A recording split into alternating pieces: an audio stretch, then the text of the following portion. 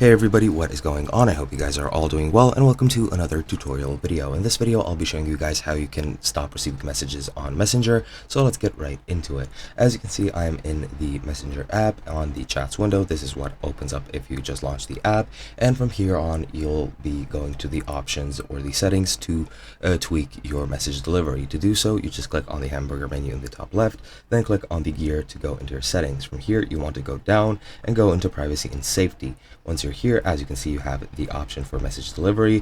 Whoops, I misclicked. Click on message delivery, and here you can set if somebody can send you requests for messages if they're not added as a friend. As you can see, you can set for others who you don't know on Messenger or Facebook to send you requests or not. If you don't want to, you can just click don't receive requests or message requests if you want to allow them.